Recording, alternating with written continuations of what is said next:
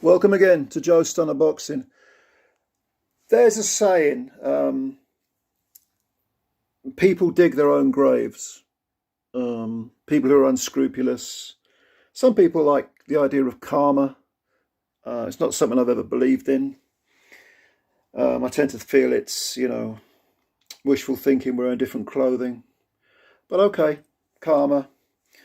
But the idea is that people who behave dishonestly, people who gaslight others, lie, cheat, deceive, eventually they create so much immoral chaos that it consumes them. That's the concept of it. And so it is, I think, with Tyson Fury, because I've made several videos and posted several little memes in the community section of this channel that are making fun of Tyson Fury and lambasting him, and I make absolutely no apology for that whatsoever. In my opinion, he is entirely to blame for the collapse of the Usyk fight. He didn't want the fight. He gaslit everyone from Usyk to the public. He's trying to pretend it's Usyk's and his team's fault. It isn't. It is absolutely blatantly Tyson Fury, and he's got his little minions, Frank Warren and Gareth A. Davies and all those other so-called journalists with cameras who have YouTube channels, running around trying to make excuses, or maybe just fudge the issue. Well, it was both their fault. No, it wasn't. It was Tyson Fury's fault. It may not have even been his team's fault. Maybe Warren secretly, and maybe even Aram, who's been conspicuous by silence, maybe they were saying, come on, you need to take this fight, 70-30, come on, man. But I'm not letting Warren off the hook, of course, because Fury has, he's been out there trying to make excuses for Fury. Oh, well, yeah, they pulled out. Yeah, they pulled out because you gave them no option to pull out, because they tried everything, and in the end, it was all over. They were like, oh, the hell with this. This guy's not serious.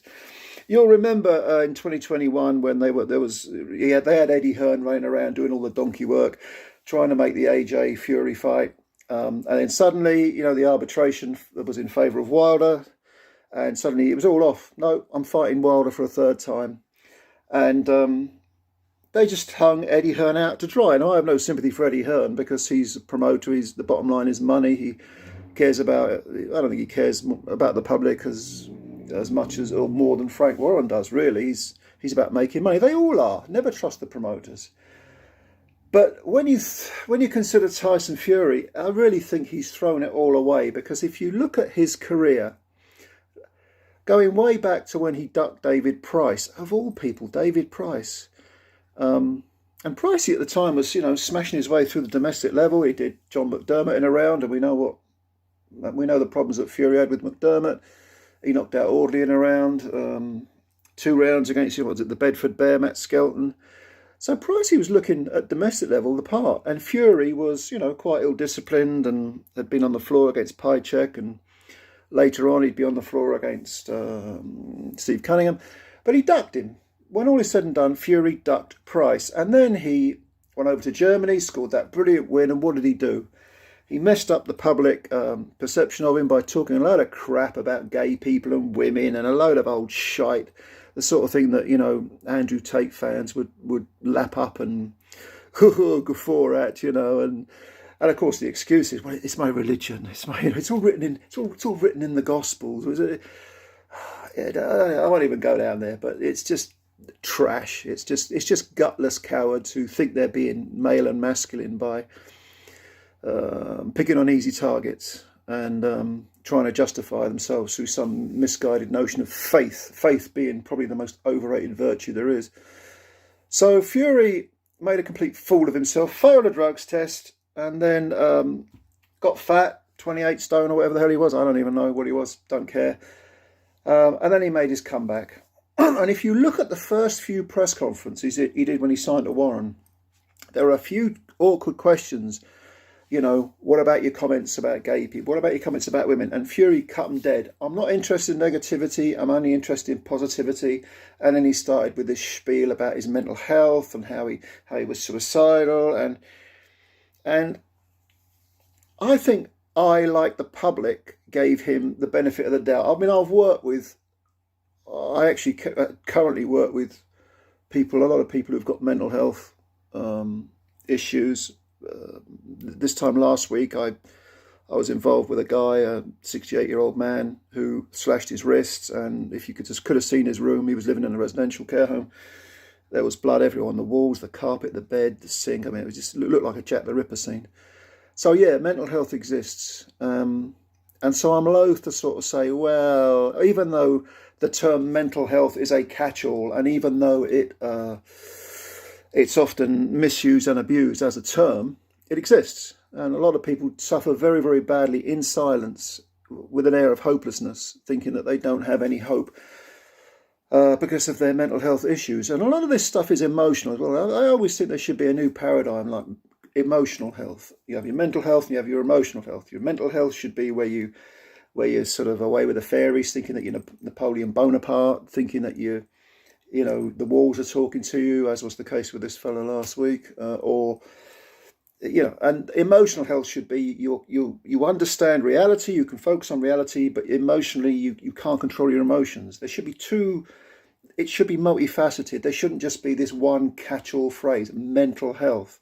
But anyway, apart from that, I'm loath to give people, to sort of point fingers at people, although I was a bit sceptical with Fury. I don't know, it seemed, self-destruction isn't necessarily the path that people go down when they're suffering from mental health. Some of them just suffer in silence. And, Fury he'd been world champion. He had the good woman supporting him. His wife, Paris, has always seemed like a thoroughly decent woman, a good, backbone to the marriage. And he had his kids and he had money. And of course, if you are depressed, genuinely depressed, you can win the lottery one day and commit suicide the following day. It's a clinical term. Again, depression, anxiety, these are terms that are massively overused and abused. But I was going to give Fury the benefit of the doubt. And sure enough, he built up this persona as a sort of spokesman for mental health. I remember when the singer Sinead O'Connor she posted a video expressing some very dark thoughts, and he went online. And this is after the aborted second Klitschko fight. So he himself seemed to be in the throes of getting fat and taking cocaine and doing whatever the hell else he was. And he actually replied to Sinead O'Connor's video saying, I'm here if you need to speak to me, and blah, blah, blah. So he was setting himself up as a figurehead for mental health. And then he came back, he had the 2 little tune-ups, went in with Wilder. And at that point, he really caught the public's imagination. He was in the public perception, he was pretty much reborn, or dare I say it, born again, because that final round where he was knocked flat and appeared to be out for about 4 or 5 seconds, and then resurrected himself. And it was so symbolic the way he rose from the canvas and then proceeded to beat up Wilder for the rest of the round. I mean, that was a sort of iconic moment in boxing. And he'd arrived. Tyson Fury was back in the saddle. He was, people were suddenly saying the Gypsy King, and he promoted himself as a man of the people. And I understand it because I've been there, even though I'm a multimillionaire, I've been there, and I care about people and I want to help people. And suddenly everyone was like, yep, you're the guy, you're the man. Yep, we buy that, we buy it. And isn't it great that you came back, and we forgive you for your past indiscretions. He captured, the zeitgeist, as they say. He captured that moment perfectly, and the public was more or less with him. And then from then on, is there going to be a rematch with Wilder? Well, there was Tom Schwartz and the Swedish fella, whose name escapes me, Otto Wallin. And then they had the rematch, and of course, people forget, Fury was, I think, an underdog in that rematch, and he beat the crap out of Wilder. Well, he truly arrived. And then in 2021, there was that long-winded, drawn-out,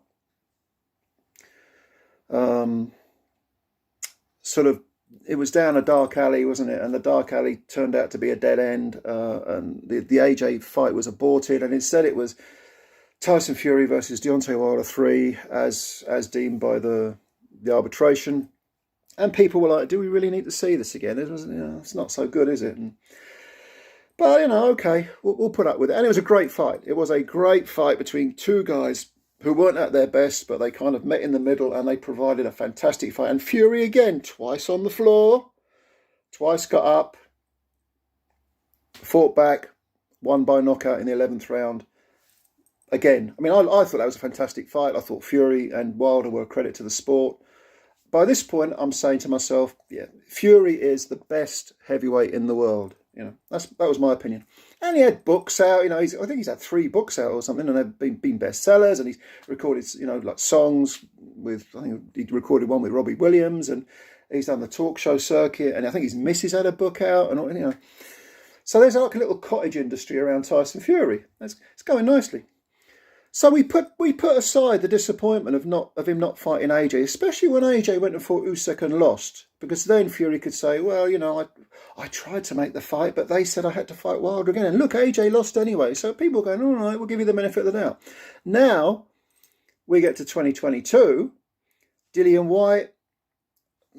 There were kind of rumblings about that. Whyte had been knocked flat 2 fights previously by Alexander Povetkin, and in the rematch he knocked out Povetkin. But it was only 2 fights removed that he was knocked out, and now of course Fury fought him, knocked him out. It wasn't an eventful fight. Whyte didn't seem to turn up. He seemed to have the fire in him diffused.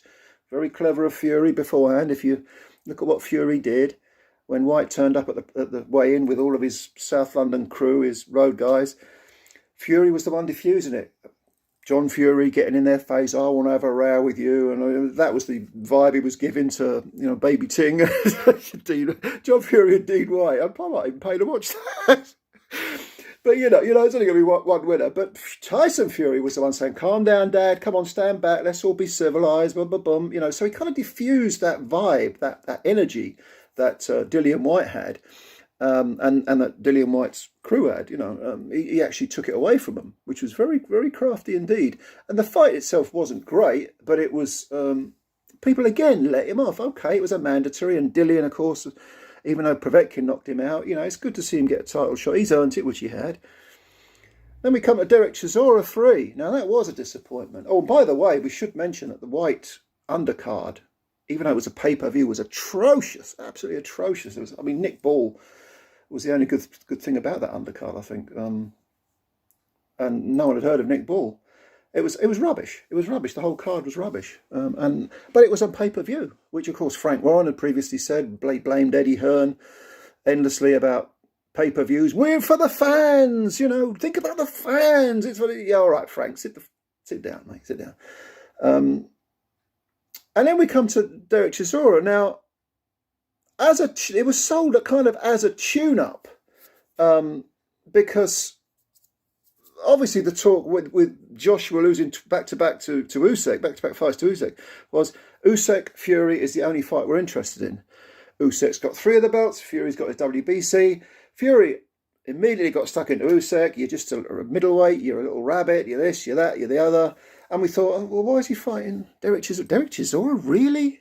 And it was pay-per-view as well, 27 quid. Now, this is where the rot really started to set in.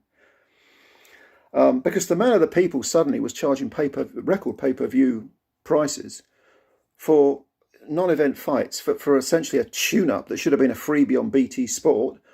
Record money. And suddenly people were saying, well, he's previously said he'd give his purse to the homeless, the first Wilder purse. He talks about being a man of the people. A lot of people started to turn against Fury at this point, and with good reason. But they said, okay, well, if this is just a tune-up, and by the way, it did sell. It didn't sell as much as Warren is trying to tell us, but it wasn't a flop, that Chisora 3 fight, even though it was a terrible, almost difficult to watch fight, totally predictable outcome with another crap undercard. But okay, all right, if you get in the ring with Usyk in March, April of 2023, we'll forgive you. And we now know that the rest is history. And we know whose fault it was that the Usyk-Fury fight has not come to fruition.